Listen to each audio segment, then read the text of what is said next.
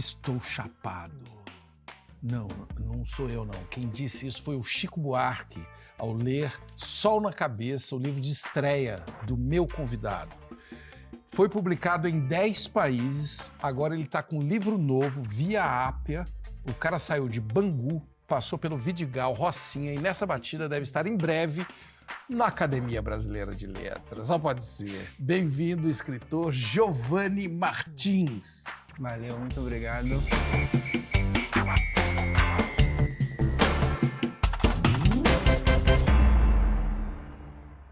Vou mostrar para eles. Olha aqui, Sol na Cabeça, livro de estreia, Companhia das Letras, Via Ápia. Quem é você, Giovanni?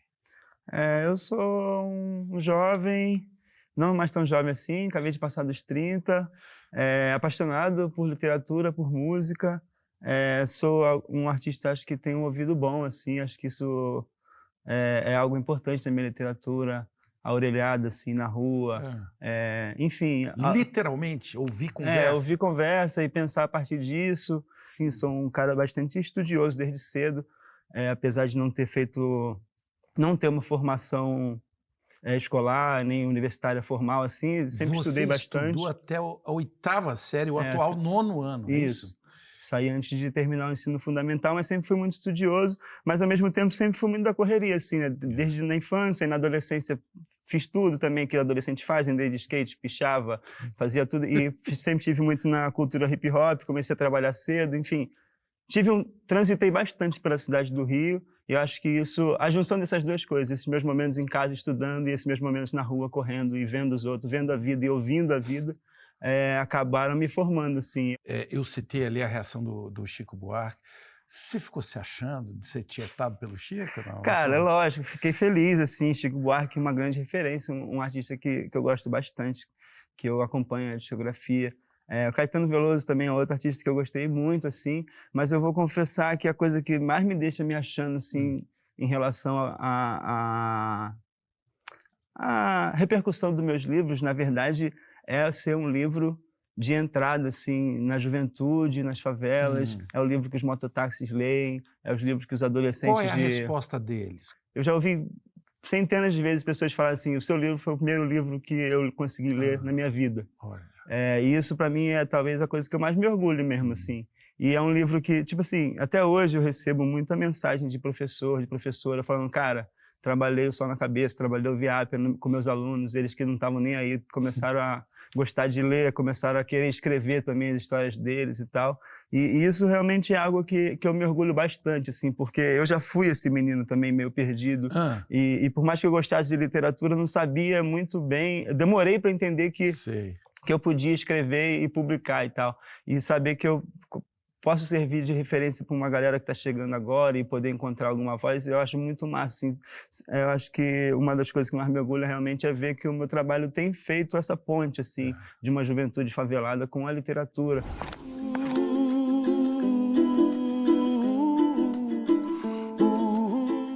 E alguns contos do Sol na Cabeça, especialmente um, tem uma borboleta. Você era aquele menino ali, ó, você é uma lagarta que virou uma borboleta? Em algum momento, sim, assim. É muito louco você falar desse conto, porque, enfim, a gente tem esse estigma, assim, né, no Brasil, de o autor veio da favela, ele só vai escrever as experiências dele. Então, as histórias mais pesadas, assim, do Sol na Cabeça, as pessoas ficam assim, isso é uma história tua, isso aconteceu de verdade, que não sei o quê. E uma das histórias mais biográficas desse livro é o caso da borboleta. Olha. E foi algo que aconteceu comigo na vida adulta já, né? Só que eu sou uma pessoa, assim, que sei lá, mesmo depois dos 20 anos, assim, que é um momento que você já começa a se embrutecer, e eu me lembro de um dia ver uma borboleta afundar no óleo ali, e ver a morte daquela borboleta, e por mais que eu já tivesse lidado com a morte de várias pessoas, tanto familiares quanto amigos e pessoas próximas e tudo, a morte naquele momento definitivamente não era algo distante, assim, do meu cotidiano e da minha vivência, aquela morte ali me bagunçou, assim, naquele dia. Você mergulhou na morte da borboleta. Eu mergulhei ali e fiquei, cara, eu fiquei mexido mesmo com aquilo. Foi algo que me fez pensar bastante, na verdade, naqueles dias. No quê? Na morte, assim mesmo, e nesses ciclos, né? Agora, você falou um negócio aí que me deixou meio chateado, Giovana. Você falou que tem uma hora que essa criança se embrutece dentro da gente aos 20 anos. Isso foi muito cruel, Giovana.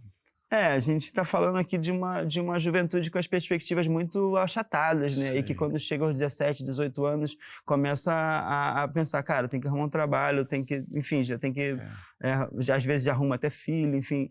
Tem que arrumar um jeito de não morrer. Tem que arrumar um jeito de não morrer, tem que arrumar um jeito de comer. Enfim, eu faço parte de uma juventude que tem essa perspectiva muito achatada e que se embrutece muito jovem, assim.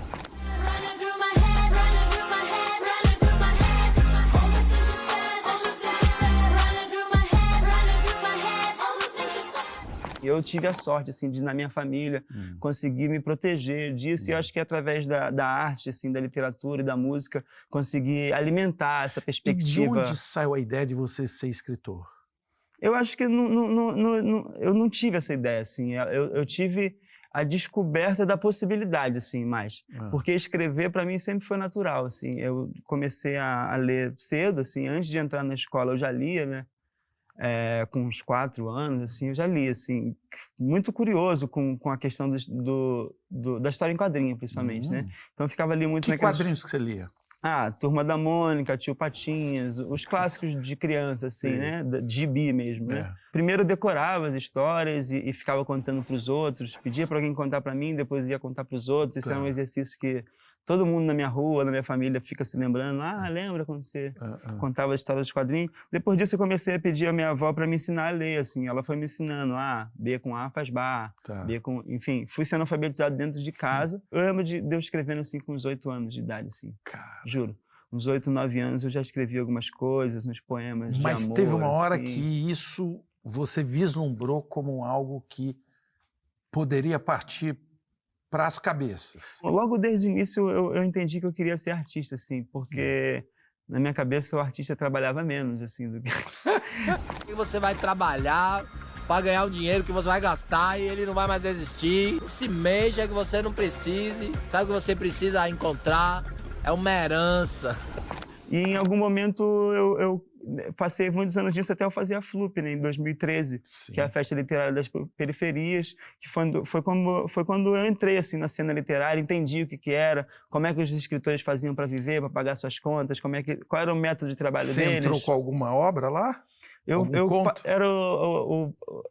A FLUP é um processo de formação, então durante um ano a gente tinha encontros semanais, cada semana numa favela diferente do Rio, em cada sábado, e em cada sábado desse a gente encontrava com um autor diferente. Então ali eu ouvi Marcelino Freire, eu ouvi Ana Maria Gonçalves, eu ouvi, enfim, Paulo Lins, uma galera inteira assim por semana, e uma vez por mês a gente tinha encontro com editores, que foi a primeira vez que eu tive contato com editor, assim, né? E aí, no final do ano, tinha uma publicação a partir desse processo de formação, que era através dos pontos que a gente fazia nesse processo. E aí eu publiquei pela primeira vez, em 2013. Foi um momento, assim, bem importante, assim. Eu lembro muito, assim, da imagem da minha mãe, assim, chegando, né, cabelo feito, maquiada e vestido para o evento e tal. E como aquilo me marcou, assim, eu falei assim, cara, eu acho que eu vou ser escritora, assim. Acho que foi nesse dia, assim, da publicação do livro. Deu uma concretizada. E de eu ver pela primeira vez, assim... o orgulho, assim, que isso podia provocar também, enfim, eu acho que virou uma chave muito grande, porque até então eu era um moleque muito perdido, assim, que tinha foco no estudo. Eu sempre estudei muita literatura, tipo, eu gosto desse livro, sou viciado em Machado de Assis, por exemplo. E eu ficava lendo Machado de Assis e relendo, assim, mas por que eu gosto desse capítulo? E ficava tentando procurar em qual frase esse capítulo me pega e por quê, qual é a virada. Mesmo. Exatamente. O meu estudo autodidata, assim, de observação. Cara, esse capítulo mexeu muito comigo. Por quê? E aí, por quê? Desmontando. Aí, qual é a frase? Ele começou assim, aí aqui virou e tal. Eu sempre tive isso, assim. E aí, quando eu publiquei a primeira vez em 2013, e fui muito bem, assim, né? Era a minha primeira vez que eu escrevia contos. E eu fiquei, acho que, em 2º ou 3º lugar no concurso, então eu fiquei muito animado, assim. Falei, cara, acho que eu faço isso bem, tá ligado? E eu acho que tudo o resto que eu fazia ok, assim, tipo... meu pensamento, minha atuação, por exemplo, fiz teatro durante um tempo. Eu atuava ok, assim, seria um ator completamente medíocre. Músico também, até hoje toco violão e toco umas músicas que são mais difíceis, mas eu tenho um esforço para tocar que não é de um músico, assim, né, a pessoa que vai viver de música. Mas escrever para mim sempre foi natural e sempre foi a coisa que eu fiz melhor, assim. Aí quando eu publiquei a primeira vez eu entendi, cara, eu acho que é nisso que eu vou seguir, e a partir dali todos os esforços que eu fiz assim de 2013 até 2018, que foi o ano da publicação do Só na Cabeça, foi em relação a me formar enquanto escritor, assim.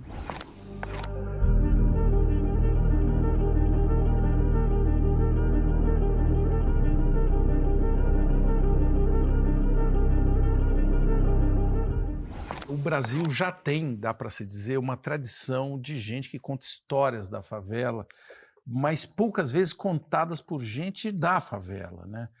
Qual é a diferença? A diferença é que quando a gente tem um olhar de dentro, assim, né, a gente consegue olhar a coisa de uma maneira mais ampla mesmo, assim. Isso. Eu nem acho que a pessoa que escreve de fora não possa fazer um bom livro. Mas a gente está falando de perspectivas limitadas, né? Por exemplo, uma das coisas que muito falaram assim, sobre autores que escreviam de favela antes é tipo assim, esse autor, ele estereotipou, mas esse não, esse aqui já humanizou bem os personagens. Eu não preciso humanizar meus personagens, porque eles já são humanos. Eles já são inteiros, né? Eles são os humanos que eu conheço, assim. Então não existe esse esforço de humanização, assim.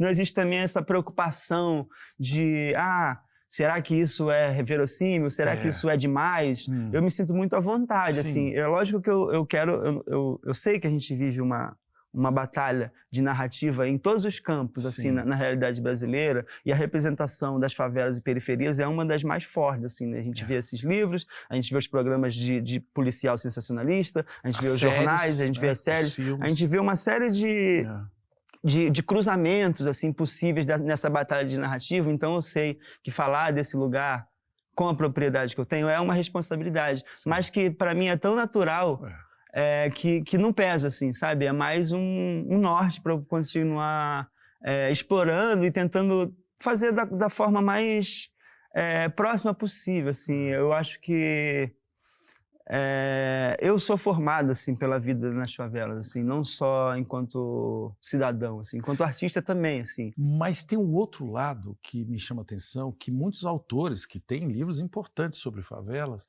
acabam acentuando os crimes, as desgraças e tal. E a gente sabe que não é isso, né? Só. A figura do bandido, assim, né, no Brasil, se a gente for olhar, ela é uma figura bem controversa, né, porque é um país, bem parecido com a figura do transexual, né, das meninas trans, que é uma figura muito endeusada. Então a gente vai ter uma porção de narrativas que vão ali romantizar essa figura do bandido e tal, e ao mesmo tempo é uma figura totalmente execrada e querendo ser criminalizada e o primeiro corpo a ser assassinado, assim. Então a gente vive esse embate, assim, que é a mesma coisa que eu tô falando das meninas trans, que né, o país que mais mata transexuais é o país que mais consome pornografia trans no mundo. Então eu acho que a gente vive essa contradição de romantização e criminalização dessa figura e dessas histórias de crime.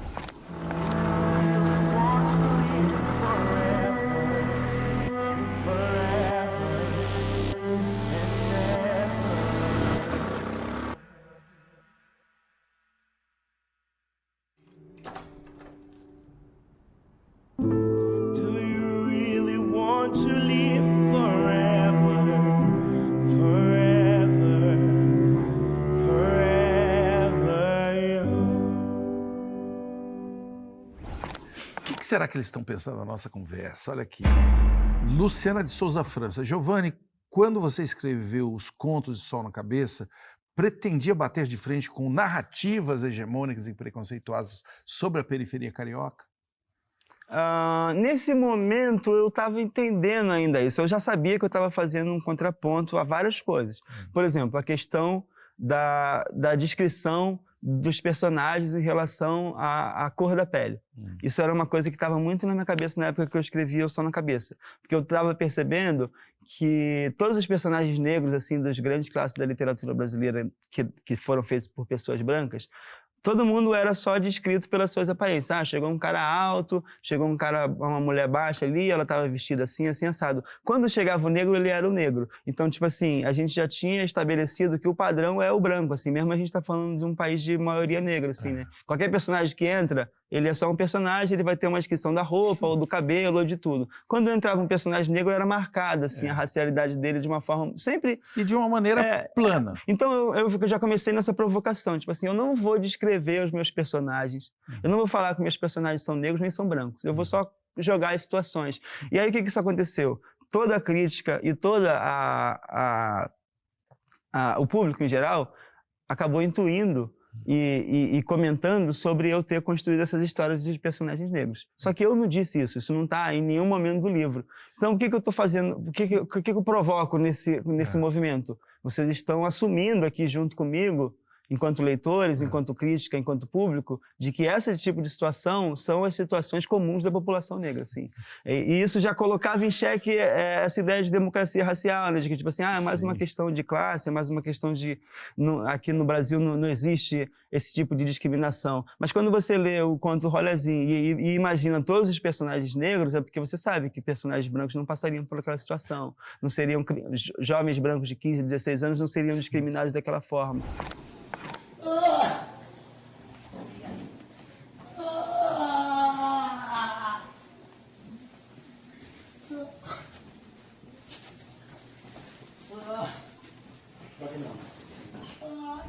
A coisa que eu cresci assim, na minha vida era tipo assim, você precisa meter o pé daqui e você precisa ter vergonha disso. Assim, eu lembro muito da minha mãe falando assim, não é porque vocês moram na favela que vocês precisam ser favelados.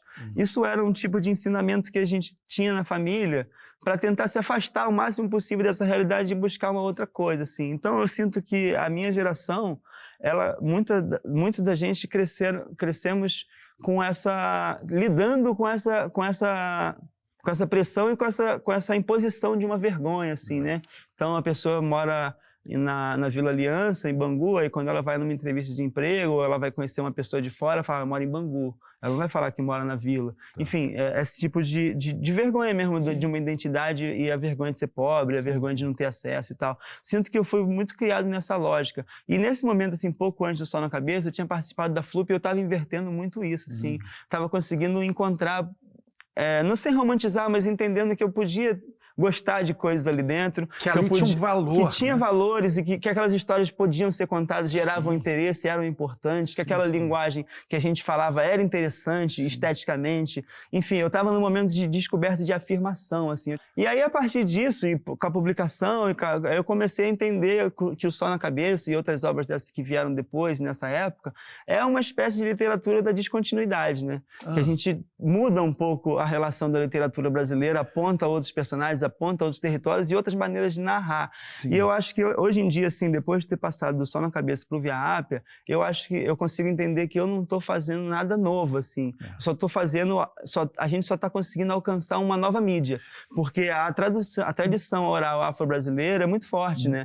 E aí passa pela música, vai passar pelos griots, vai passar pelo candomblé, pela umbanda, e agora a gente está tendo acesso à literatura, a gente está tendo acesso ao cinema, né? Com o pessoal da filme de plástico, atualização de aplicativo. Exatamente. Mim, né?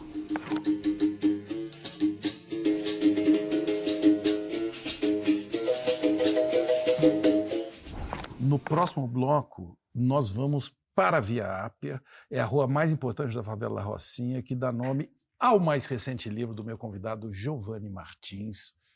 Até loguinho.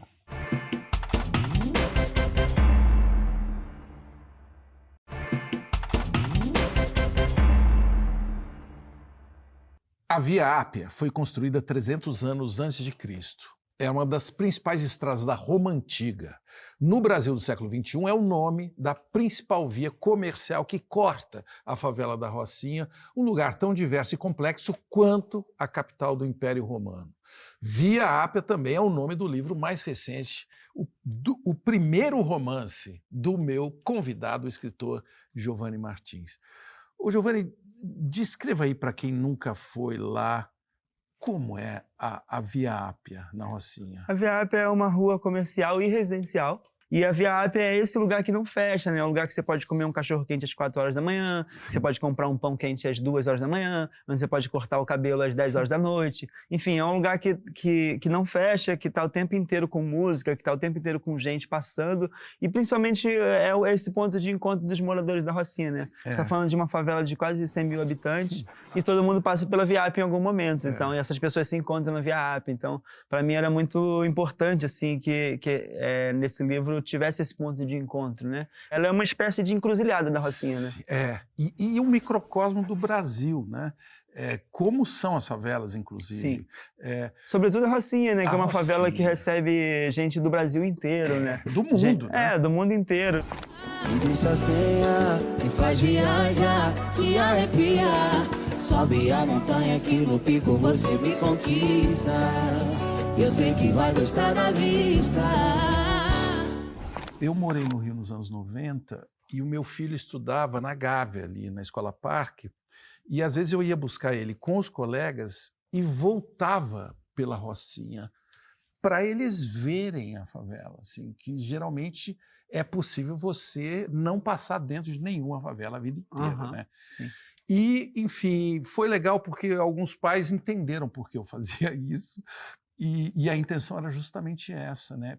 Nós não conhecemos esse universo, a maioria dos brasileiros. Você concorda? Concordo, assim, eu acho que existe as pessoas convivem com os favelados, mas não olham para eles, né?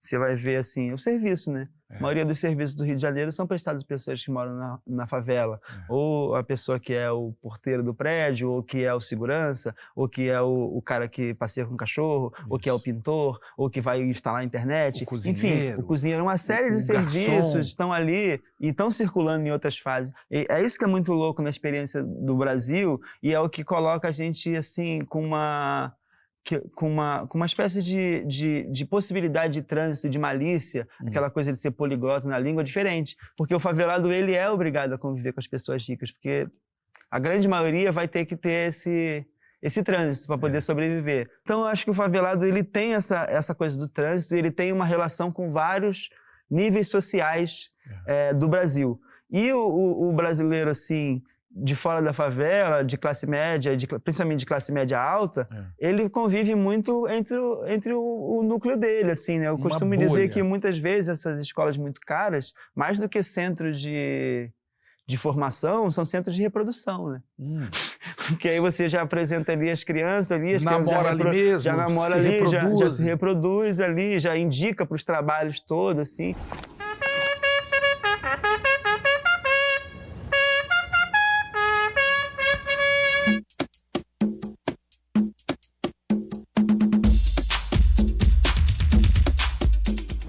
Você morava na Rocinha quando chegou a UPP, Unidade de Polícia Pacificadora, que a intenção era levar paz. Para quem? Me diga, o que aconteceu? Cara, foi muito, muito louco esse período, assim, porque ser negro no Brasil é criminalizado, né? Eu costumo dizer isso, né? As pessoas falam, maconha é proibida. Não, maconha não é proibida. Ser negro é proibido, porque as pessoas brancas, as pessoas de classe média usam drogas na maior tranquilidade, sem nenhum medo, assim. Hoje em dia, circulando em outros ciclos, eu vejo a diferença, assim. Sabendo que não tem. Sabendo que não tem a possibilidade nenhuma de dar errado. Agora, a gente tem que lembrar que o samba já foi proibido no Brasil, tocar violão já foi proibido no Brasil, participar de cursos de candomblé já foram proibidos no Brasil, e fumar maconha é proibido no Brasil, a população negra. Tudo isso a gente está falando de culturas e de histórias de dentro das favelas. Então a gente vai ter essa repressão histórica, né? E a gente vai ter uma relação que vai piorando muito a partir dos anos 60 com a ditadura militar, anos 60, 70, 80, de polícia e favelados. Então, quer dizer, quando a gente chega em 2010 ali, começa as UPPs, a gente tinha a pior relação possível entre moradores de favela e corporação policial. Não foi feita nenhuma tentativa de aproximação do morador, não foi feita nenhuma tentativa de falar, cara, essas pessoas estão entrando aqui para poder mudar o panorama disso, a gente vai acabar com não sei o quê, a gente vai colocar eles aqui para poder ter outros projetos sociais que possam entrar aqui. Não, a polícia só foi colocada ali, exatamente do mesmo jeito que eles atuavam. Então você pensa, você tem uma polícia que é treinada para olhar todo morador de favela como um bandido em potencial. Aí você coloca essa polícia ali, numa favela. O que eles fazem? Olham para todo mundo como um bandido policial. Teve dia, assim, no começo da UPP da Rocinha, que eu chegava a separar 10 vezes por dia. Separado 5, 6 vezes por dia, porque eu estava indo comprar um pão, porque eu estava indo visitar a casa de um amigo. Aí imagina, você tá morando no bairro onde você vive, onde você aluga uma casa ou tem uma casa, e aí de repente alguém te para no meio da rua e fala assim, tá indo aonde? Aí ele fala, tô indo não sei aonde. Por quê? É uma coisa tão maluca que tem um detalhe ainda, que quando a UPP chega na Rocinha, não havia conflito armado, né? O crime organizado que atuava na Rocinha naquele momento tinha uma relação com a polícia de muita estabilidade, assim. Isso tem a ver com dinheiro investido, com suborno, enfim, com uma política de... Como é que funciona isso? Funciona com você, com a pessoa vai ter ali o batalhão, né, que tá tomando conta daquelas áreas, e aí o dono, o chefe do tráfico, ele vai negociar um valor para que não tenha nenhuma ocorrência ali, nenhuma operação, para que não tenha dura na porta da favela, para que os usuários possam entrar e sair tranquilamente. Os usuários que são do asfalto, que são do asfalto, exatamente, possam entrar e sair. Então existia muito essa política de diplomacia na Rocinha até antes de chegar ao PP. Era algo que era muito dado, assim, tipo, tanto que teve essa operação, mas todas as outras operações, assim, que eram... que tinham que acontecer, porque você tem que dar uma resposta para a sociedade civil que espera que isso aconteça, que a polícia vá lá e tenta reprimir o tráfico de drogas e tudo. Essas operações, eu, como morador, às vezes sabia com 2, 3 dias de antecedência. E aí já tinha notícia, todo mundo já sabia o dia que ia ser, mais ou menos a hora. Não tinha nenhum traficante na rua nessa hora, então não tinha operação. Os caras entravam, passavam por aquilo ali, filmavam um pouco, davam a resposta e acabavam. Então a gente vivia em um lugar muito tranquilo, tanto que eu morava na Rocinha, não tinha nem chave. Olha. A casa que eu morava não tinha chave, eu deixava minhas coisas lá, deixava meus vinil lá, minha televisão, enfim, tudo que eu tinha estava ali aberto, meus amigos entravam, eu voltava do trabalho, já tinha gente na minha casa. Então a gente vivia num lugar muito tranquilo, assim, nessa relação. Era estranho dizer isso, mas a Rocinha era o lugar onde eu me sentia mais seguro no Rio de Janeiro inteiro, assim. E aí, quando o PP chega, eu perco essa sensação de segurança, mas os outros problemas que a gente tinha continuam absolutamente iguais, né? Então você começa a pensar que a resposta, a única coisa que o Estado consegue mandar para esse território é a bala, né? É a repressão, né? Alexa, tem ladrão entrando em casa. Meu Deus, quero que eu ligue pra polícia. Vamos ler as perguntas da galera. Olha aqui. Objeto não identificado. É o Nick. Onde estão as pessoas LGBT no imaginário de Giovanni Martins?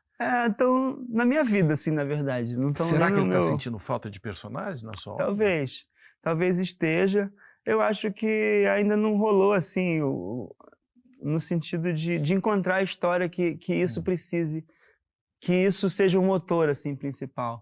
Não é por falta de convivência, não, assim, na verdade, a maioria dos meus grandes amigos são LGBT. O meu pai, assim, né, de criação, é uma pessoa LGBT, uma bicha velha, como ele se chama, uma pessoa que me adotou, me levou para o teatro, me apresentou os grandes autores, assim, então eu tenho conhecimento de galeria lá.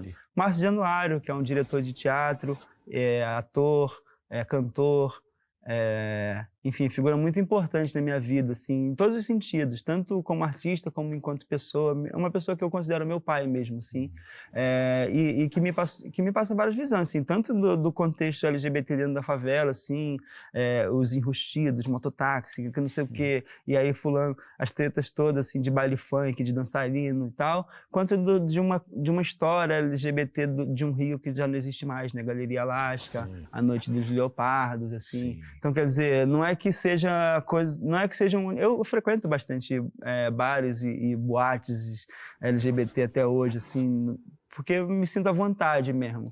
Mas eu ainda não encontrei a história que eu queria contar sobre isso, assim. E eu acho que os dois livros, assim, tanto o Sol na Cabeça quanto o Viap, eles receberam, não chegou a ser críticas, mas questionamentos sobre personagens LGBT e personagens mulheres, né? A importância das personagens mulheres. E eu acho que, cara, são livros que tratam bastante da masculinidade mesmo. E tipo assim, e não é comum você falar de masculinidade negra no lugar de protagonismo e não ser uma exotização, não ser uma hipersexualização desse corpo. Então, eu não acho que eu esteja fazendo, nesse meu movimento de contar a história de meninos jovens negros e falando dessas masculinidades, eu não acho que eu esteja reforçando uma coisa que já foi muito explorada. Também é novo. Eu acho que não, é o contrário. Eu acho que está difícil de falar de masculinidade e tem muita gente fugindo, inclusive, desse assunto. Você é corajoso para mim. Então é isso. Às vezes eu vou tratar questões ligadas ao gênero a partir da figura do homem, né? Sim. And how about the shoes? Are those men's shoes or women's shoes or bisexual shoes? They're shoes, silly. Tem uma história que você só descobriu que era pobre aos 11 anos. Como é que foi isso? Foi quando eu me mudei, né, de Bangu para o Vidigal, assim. Tem um momento nesse dia que para mim foi muito louco, assim, que a gente tava não sei aonde, a gente pegou um ônibus. Aí eu lembro de olhar assim pro lado, ver o ônibus lotado, e eu falei assim, gente, também tem pobre na Zona Sul, também tem ônibus na Zona Sul. Eu fiquei muito... Gente que anda de ônibus. Eu fiquei... Porque, tipo assim, a Zona Sul até então, pra mim, era o Manuel Carlos, né? É, a novela da Globo. É a novela da Globo, o Leblon ali e tal, não sei o quê. E aí eu comecei a viver a outra Zona Sul, né? E aí você se descobre pobre. Lógico, porque aí eu consigo ver uma série de lugares que eu não acesso, né? Sim. Na Zona Sul, você passa ali em São Conrado, você vê prédio com pista de skate. Prédio tem 3 quadras de tênis. Clube com campo de golfe. Exatamente. E não tem uma quadra pública em São Conrado. Não existe uma quadra de basquete, uma quadra de futebol, uma quadra de tênis. Então, quer dizer, tudo do bairro é a propriedade privada. E aí você vê aquelas grades que não são muros, são grades, então você consegue ver o outro lado e você não consegue acessar. Então, e aí eu comecei a perceber também, primeira escola que eu fui estudar na Zona Sul, em Ipanema, ali em frente ao Jardim de Alá. Tá. E ali no Jardim de Alá tem a Cruzada de São Sebastião. Isso. Eu saía da escola, para o morador de Ipanema, eu era um morador da Cruzada. Da Cruzada. Então eu comecei a perceber a reação das pessoas na rua, quando eu entrava na livraria, como é que era estranho no começo. Depois eles se acostumaram comigo, assim, que eu ia sempre naquela livraria da Travessa ali. Mas no começo era uma coisa estranha, era uma coisa de um segurar de bolsa, era um olhar meio esquisito, que em Bangu não existe, né? Em Bangu, a pessoa sai com as suas camisas de escola pública, ele é o estudante, assim, ele só tem o papel de estudante. Ele não... Em algum momento ele pode ser criminalizado, mas é muito mais difícil, assim. Você tá na paisagem, né? Na Zona Sul, você está vivenciando a fricção social o tempo inteiro, né? E eu acho que isso é um dos grandes trunfos, assim, da minha literatura. Ter vivido essa mudança, assim, nesse período específico da vida, 11 anos e tal, saindo da infância, entrando na adolescência e ser exposto à fricção a essa fricção social desse jeito. Por quê? As pessoas que cresceram comigo em Bangu, poucas delas tiveram uma vivência de Zona Sul como eu tive e puderam analisar isso de uma maneira, enfim, de uma maneira constante, com um olhar sociológico a partir disso, assim, e questionando esses lugares, entendendo essa dinâmica. E as pessoas que eu cresci nessa segunda parte do meu desenvolvimento na Zona Sul, elas já nasceram na Zona Sul. Então elas já nasceram na favela da Zona Sul. Então elas vivem essa fricção social, mas elas lidam com isso de uma maneira muito diferente de como eu lidava. Porque aquilo ali já está tão implícito na criação deles o tempo inteiro. Está invisível. Está invisível, assim, é mais difícil. E para mim era muito gritante, assim. Os moleques têm instinto e ninguém amarela. Coxinha cresce os olhos na função e gela. Gela mesmo, rapaz. Os pés de crack do caralho. Tem mais é que gelar, não é? Você é um cara que se identifica mais com, sei lá, um playboy do Carioca ou um moleque da quebrada, de BH ou de São Paulo? Cara, até hoje com a quebrada de BH, de São Paulo, de qualquer lugar do mundo. Tipo assim, o Brasil acho que tem um exemplo muito grande. O favelado, a população brasileira, que a maior parte mora em favela, a maior parte é negra, torceu muito mais por Lewis Hamilton do que por Barrichello. E isso para mim diz muito assim sobre o Brasil, porque o Barrichello ele seria o atleta do Brasil. Só que ele é de um Brasil que a gente não conhece, que a gente não acessa e muitas vezes que a gente odeia. E o Hamilton é uma figura negra de um país que é a Inglaterra, É. que é tipo assim, opa, Inglaterra, mas que é isso, que vive esse lugar da diáspora, que aí não é o tempo inteiro, porque o cara é francês quando ele ganha, ele é imigrante quando ele perde. O cara é inglês quando ele ganha e é imigrante quando ele perde. Então o Hamilton vive essa dualidade e eu sinto que a identificação da comunidade preta brasileira com o Hamilton é muito maior do que com com Barrichello e dele com a comunidade preta brasileira. Enfim, a gente nunca torceu muito pros tenistas além do Guga, porque os tenistas são todos uns playboy. Então, quer dizer, não existe muito essa identificação, assim. Bom ser carioca, gente, muito bom. Tiramos assalto, transporte público, a saúde, a escola, tá tudo muito difícil. Mas pelo menos a gente tem um mar bonito. Ó, coisa linda, a gente tem a vista. Ah, carioca. O que é o carioca? Tipo assim, o sotaque do carioca, por exemplo. Existe um estigma e um sotaque padrão, assim, assimilado como é o sotaque do carioca, que não é o sotaque do carioca. É o sotaque do carioca que tem dinheiro e que viaja. E aí, por isso, ele explana esse sotaque no Brasil inteiro. Que fala aquelas, tipo assim... Pô, uma vala ridícula ali naquela água ali, né? Vai, pô, a gente chega aqui, mano... Tipo assim, isso não tem nada a ver com o jeito que eu falo, que meus amigos falam, mas isso vira meio... O padrão do carioca, mas é porque é o carioca que até então foi representado pela televisão e pelo cinema, e é o carioca que circula, né? Porque quantos cariocas saem do Rio de Janeiro e conseguem falar o carioquês para outras pessoas?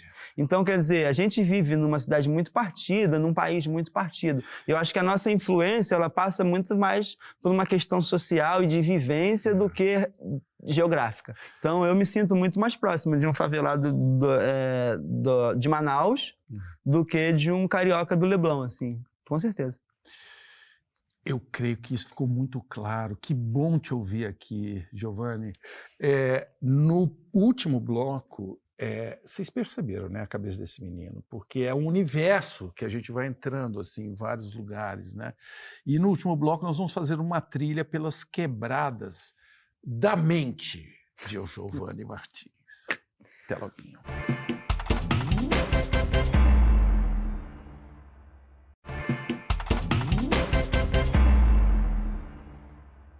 Uma vez numa entrevista, o poeta Carlos Drummond de Andrade ensinou assim: o jovem escritor deve seguir sua inspiração, sua maneira de ser e, sobretudo, não ouvir mensagem dos mais velhos. Eu sei que o Drummond é um dos inspiradores da carreira do meu convidado, o escritor Giovanni Martins. E aí, você seguiu direitinho essa dica do poeta aí? Mais ou menos. Eu ouvi muita gente mais velha, mas muito com esse olhar, assim, acho que a gente tem que ouvir tudo e filtrar o que serve, né? Inclusive dele, Inclusive dele, de Shakespeare, do que fosse. Hoje em dia eu tenho uma relação com a arte muito menos sacra. Eu consigo olhar para um cara e falar assim, não, isso não tem nada a ver, mas esse filme ele mandou muito bem, ou essa cena, ou esse capítulo. Enfim, conseguir absorver o que me interessa, né? Você lembra o que te despertou é um poder crítico, né? Assim, de discernimento, né? Eu acho que o consumo de arte, assim, é muito constante mesmo, assim. Consumia muito, e eu lia uns livros que não eram livros da minha idade. Então, tipo o quê? Tipo, sei lá, com 14 anos eu tava lendo Dom Casmurro. Tava lendo, sei lá, os poemas do Drummond, O Mundo é Grande. Sim. Tudo isso eu li antes de fazer 16 anos, assim, comecei, né? E aí entendi algumas coisas, outras não, mas eu ficava muito instigado com isso, assim. E aí eu ganhava livro, e aí fulano falou, pô, Giovanni ganhou aquele livro, já terminou de ler, vou dar outro. Então, de alguma forma, isso me fazia bem também, assim, para minha vaidade de criança, assim, saber que eu era admirado, né? Que eu era, de alguma forma, uma referência. Por que isso não é igual o Giovanni, gosta de ler e tal? E eu achava... A literatura era a coisa mais estranha do mundo, assim, para mim, porque eu lia as coisas e aquilo mudava o meu dia, mudava a minha vida, mudava a maneira como o meu humor... Parece um mundo virtual, né? Exato. Você vai para um outro planeta. Eu entrava ali e eu saía outro, assim, e eu sentia isso. Quem mais que te pegou? Você já falou do Machado, do Drummond? Eu acho que o Graciliano, nessa época, era muito forte para mim. Vidas Secas e São Bernardo são dois livros, assim, fundamentais na minha formação. E a música, né? Eu acho que a música foi, talvez, o meu primeiro cânone literário, assim. O rap dos Racionais, MCs, com certeza, algo que eu tive contato desde muito cedo. O samba, né? Que era a música... oficial da minha casa, né? Claro. Assim, música de todo dia. Então, Jorge Aragão, Martinho da Vila, o próprio Jorge Benjó, enfim, outras figuras também, Benito de Paula, enfim. E aí minha mãe gostava de rock, então eu ouvia muito Cazuza, Raul Seixas, enfim, tudo isso, eu sempre prestei muita atenção na letra dessas músicas, assim, e sempre foi uma formação literária para mim, assim, muito grande.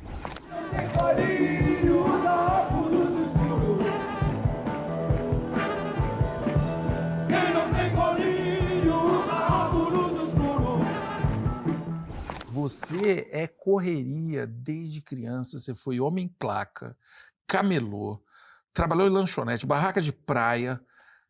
Qual corre desse foi mais ingrato? Eu acho que todos, assim. Tipo assim... Homem-placa, você anunciava o quê? Placa, eu anunciei tudo, né? Anunciei ouro, anunciei político. Eu curtia a placa. Não vestia a placa, isso eu nunca vesti. Eu sentava do lado da placa. E aí o que eu curtia? Eu lia. Quando eu trabalhava de homem-placa, eu ficava 5, 6 horas lendo por dia. Eu li Don Quixote como homem-placa, eu li Volta ao Mundo em 80 Dias como homem-placa, eu li Os Três Mosqueteiros em homem-placa. Enfim, eu li uma série de clássicos enormes, porque eu ficava 6 horas sentado do lado de uma placa. Talvez tenha sido o melhor trabalho que eu tive, assim, antes de ser escritor. Os piores, assim, pra mim, era entregar papel. Sim. Porque é uma sensação de invisibilidade, assim, que tipo assim, é um bagulho que dilacera mesmo, assim. Quando tu vê que ninguém te enxerga, tá ligado? E no final você recebe pouco, enfim, é um trabalho muito ruim. É uma sensação meio de spam, não é? Um spam humano. Exato, eu virei um incômodo, eu virei algo a ser evitado. E ao mesmo tempo tô sendo cobrado por um fiscal e tal. Então era um bagulho bem incômodo, assim. Aí trabalhar na praia... Foi louco, assim. O que você fazia? Trabalhava em barraca de praia mesmo. Alugava cadeira, guarda-sol e vendia bebida. Era um lugar que me interessava em alguns lugares, assim, porque vinha muita gente de vários lugares do Brasil, vários favelados, assim. Eu tinha vários momentos de identificação com as pessoas, mas eu tinha muito estranhamento, muito embate, do nada estourava um linchamento também, você via alguém ser linchado na sua frente. Então, trabalhar na praia é muito doido, assim. Linchamento, do que você está falando? Linchamento, assim, de alguém que está sendo acusado de roubo, e aí vai apanhar... Aí vira aquela montanha-russa. Exatamente. Né? Então, era um lugar que eu estava muito exposto a coisas boas e coisas ruins. Sim. Foi uma experiência, assim, que para mim, enquanto artista, foi importante. Sim, sim. Você falou de tantos corres aí. Houve algum momento que o crime foi tentador para você? Nunca tive essa tentação, assim. Acho que eu tenho muita... Eu fui uma criança já... Minha família, assim, toda foi muito... Nunca tive arma de brinquedo em casa, tá ligado? E isso eu sinto que é a postura de várias famílias negras e várias famílias de favela. Tipo assim, meu irmão... As pessoas estão querendo enfiar uma arma na tua mão. Sim. Seja para ser bandido, seja para ser polícia, seja para ser militar. E aí já não tem essa brincadeirinha de arma, de não sei o quê, já é outra coisa. Aí brincava de arma fazendo bob-teco, né, com cano, né, e bola de plástico. E era uma tensão, porque ninguém podia ser visto brincando com aquilo. Bob-teco. Então eu tive uma formação de repulsa mesmo, a questão da arma, assim. E quase que uma vacina. E também uma coisa assim fui criado pela minha mãe sozinha, né? E tipo assim, pô, minha mãe é muito batalhadora, tá ligado? Desde sempre. E eu acho que vislumbrar o tamanho do desgosto que eu poderia dar para minha mãe já me jogava assim num outro, tipo assim, afastava completamente essa possibilidade, tá ligado? Então, nunca tive isso. Eu sinto que teve sempre um esforço muito grande da família, assim, não ande igual bandido, não fale igual bandido, seja lá o que isso queira dizer, né? Mas é isso, a tua família, ela quer te proteger. Então ela sabe o que é a imagem do bandido, é essa aqui. Então você vai sair dessa imagem, vai o máximo possível para longe dessa imagem, porque mesmo você não sendo, você pode morrer por estar ali representando esse papel. Eu tentei vender maconha quando eu era jovem, assim, na rua. Tipo assim, no carnaval ou numa festa e tal, mas eu era péssimo vendedor porque eu fumava tudo. Tipo assim, eu não ia ter futuro. Não deu certo o business. Ai, minha estabilidade emocional depende muito de uma praia. Você teve algum problema com a escola de de virar um pesadelo aquilo para você ou não? Cara, a escola pra mim era um lugar de sociabilidade interessante. Eu curtia meus amigos assim da escola. Ao mesmo tempo, era um lugar que me aprisionava muito, por isso que eu saí da escola, né? E em algum momento eu falei pra minha mãe, eu preciso sair da escola para estudar. Mas a minha mãe, ela falava uma coisa que era engraçada, que ela falava assim, você acha que você é mais inteligente que seus professores? E tipo assim, eu nem era assim, eu estava no desenvolvimento, assim, mas hoje em dia eu vejo o quanto eu tinha professores bastante limitados, assim, por várias questões. Uma porque vários estavam ali, foram jogados na profissão, né? Não sonhavam em ser professores de geografia nem de ciências, sonhavam em ser outras coisas e o que a vida levou para eles é aquela profissão. Então eu sinto que eu trabalhei com muita gente, estudei com muita gente frustrada e eu sinto que muitas dessas frustrações foram descontadas na gente, assim, enquanto alunos. E é bom dizer que são pessoas que foram muito desvalorizadas. Desvalorizadas. Continuam sendo. Continuam sendo, exatamente. Hoje em dia eu acho que a gente consegue ter um número maior de professores que gostam de lecionar. Eu acho que hoje, com a lei de cotas e com o maior acesso de uma população pobre na universidade, a gente consegue ter uma série de professores que gostam de estar na sala de aula, que gostam de dar aula, que é uma coisa diferente. Eu via quando eu era criança, os professores estavam meio tipo assim, meu irmão, vim aqui dar aula para esses favelados aqui, entendeu? Existia uma distância assim, muito grande, não vejo a hora de acabar e tal. E eu tinha esses embates, assim, eu não me interessava pela escola mesmo. Eu tive 2 grandes ensinamentos na escola, curiosamente foram com o mesmo professor, que era um professor de geografia. Um deles foi num dia assim, de muita bagunça na turma, e ele falou assim, cara, eu tô com a minha vida ganha aqui, que era o papo do professor, tô com a minha vida ganha aqui, se eu vim eu recebo, se eu não vim eu não recebo, mas eu queria falar uma coisa para vocês. Vocês estão vendo essas escolas aqui do lado? Escola Parque, Santo Agostinho, não sei o quê? Essa galera tá estudando para aprender a ser patrão de vocês. E vocês aqui foram jogados nessa escola para aprender a ser empregado deles. E eu já entendia que aquela galera era filha dos patrões dos meus pais. Então eu entendi, cara, é isso, eu tô crescendo para ser empregado dos filhos dos patrões dos meus pais. E isso me deixou com muito medo. Acho que o maior medo da minha vida era isso, assim, viver a minha vida inteira servindo, sendo subvalorizado, sendo explorado mesmo. E essa aula, assim, é algo que nunca saiu. E a outra coisa que eu aprendi muito importante na escola, não é nem ensinamento, assim, é até simbólico falar isso hoje, né, que a gente teve a partida da Rita Lee, porque foi um dia que a gente foi no auditório, não, na sala de vídeo que tinha da escola, e a gente assistiu Tempos Modernos, do Charlie Chaplin. Cara, aquilo me marcou muito, assim, o cinema completamente diferente, mudo, e eu era a criança mais fascinada de todas, assim, eu sentei lá na frente, fiquei assim, eu adorei aquele filme, eu vi ele várias vezes, eu pedi pra minha mãe comprar o DVD, enfim, foi algo muito marcante, e na época eu nem entendia muito por quê. E nesse mesmo dia eu roubei o vinil dos Mutantes, da escola. Da escola? Tinha uma série de vinis lá, eu peguei um, botei na mochila, e era bem os Mutantes no País dos Bauretes. Ali eu encontrei 2 referências grandes na minha adolescência, assim, Chaplin e Mutantes. Foram 2 coisas que eu consumi bastante a partir dali. Como é estranho ser humano nessas horas de partida. É o fim da picada. Depois da estrada começa uma grande avenida. Tem uma expressão que eu ouvi muito a vida toda, porque eu sou um rapaz já com alguma idade. Uma delas é o milagre brasileiro. Você, para mim, é o milagre brasileiro. Porque você, cara, a gente está conversando aqui, você articulou, você produziu livros. Qual é o segredo desse milagre que aconteceu com você? Eu acho que eu tive uma base familiar forte, assim, e que incentivou meu sonho, assim, mesmo sem possibilidade de material de financiar o sonho, eu recebi muito capital simbólico, né? Eu fui uma criança que acreditou mesmo que podia fazer qualquer coisa. Eu acho que isso muda muito, assim. E fui muito estimulado, né? Eu acho que a minha família, eu digo minha mãe, na verdade, meus irmãos. Quem é essa mulher? A minha mãe é Dona Neide, né? é uma pessoa que começou a trabalhar muito cedo, com 9 anos de idade, e que criou os filhos sozinha e tudo, mas que gosta muito de dançar, que gosta muito de música, que se interessa por arte, que sempre quis que a gente lesse, assim, a minha paixão pelos livros, ela é consolidada numa Bienal do Livro, que minha mãe, a cada 2 anos, fazia questão de levar a todos nós, assim, e que era um momento muito marcante para mim, né? Minha mãe, que morava em Bangu, trabalhava em Copacabana, passava a maior parte do tempo no trabalho, no trânsito. Segunda-feira, que era a folga dela, ela passava quase toda dormindo. Então, a minha primeira infância, assim, até eu mudar para o Vidigal, eu via muito pouco a minha mãe, apesar de morar na mesma rua que ela. Não morava na mesma casa, morava na casa em frente, que era a casa da minha avó paterna.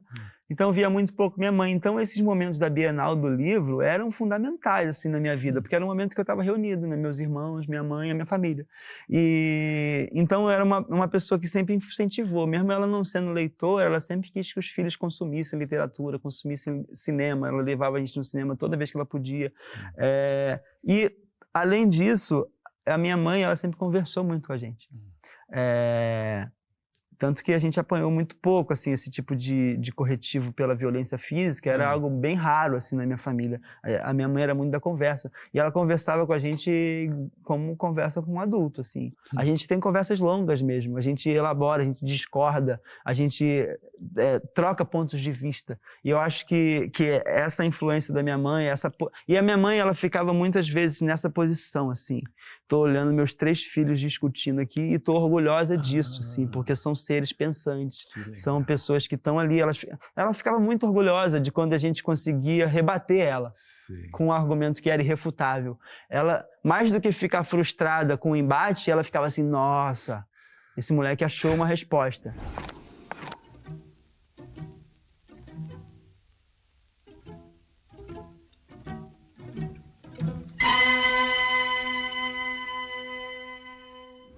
Eu acho que a minha mãe foi muito reprimida, porque ela teve que começar a trabalhar muito cedo, e aí ela trabalhava de doméstica, então ela morava nas casas que ela trabalhava. Eu acho que toda a repressão e silenciamento que ela viveu, ela quis que a gente fosse o oposto disso, assim. Acho que minha mãe passou por muita coisa que ela tentou e conseguiu proteger a gente, blindar a gente nesse sentido, e eu acho que boa parte do meu desenvolvimento crítico vem daí, assim.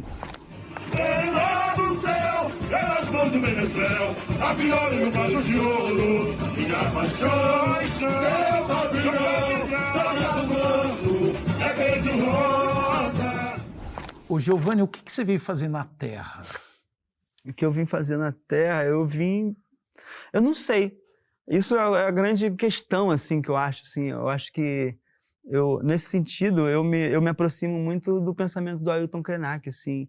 Eu realmente não consigo ver utilidade na vida. Então, eu acho que a gente está de passagem, assim, igual vários outros bichos. Só que a gente tem ferramentas diferentes de marcar esse lugar, de marcar o nosso tempo dentro da nossa própria espécie. Então, eu acho que o que eu vim fazer na Terra foi aprender e ensinar, assim, olhar e devolver. Eu acho que eu sou muito, de alguma forma, uma espécie de cavalo, assim, né? Como se fala na Umbanda, para as histórias, né? Eu incorporo as histórias, eu incorporo os personagens e eu levo elas para o público, assim. Giovanni Martins, o que é a vida? Eu acho que a vida é o caos, né? A gente se alimenta do caos, né? Se a gente for pensar, a matéria... toda a matéria que a gente consome, seja ela nosso alimento ou qualquer coisa, ela é a partir da luz do sol, né? A comida cresce e aí a planta que vai gerar o alimento, ela cresce a partir da luz do sol. O animal se alimenta e é alimentado a partir do que a luz do sol nos dá. E o sol é essa massa que dentro é o caos absoluto, né? Então eu sinto que a vida se alimenta do caos. E eu acho que o que nos liga em tudo é o caos, assim. E eu relaciono isso muito com o sol, né? O sol é a nossa grande fonte de vida, né? Tudo que a gente consome vem do sol. Se não tiver sol, não tem planeta Terra, não tem ser humano, não tem gato, não tem leão, não tem nada. Porque não vai ter comida, porque não vai ter energia. E essa energia vem do caos, né? Então eu diria que a vida é o caos, é essa coisa doida, caótica e misteriosa.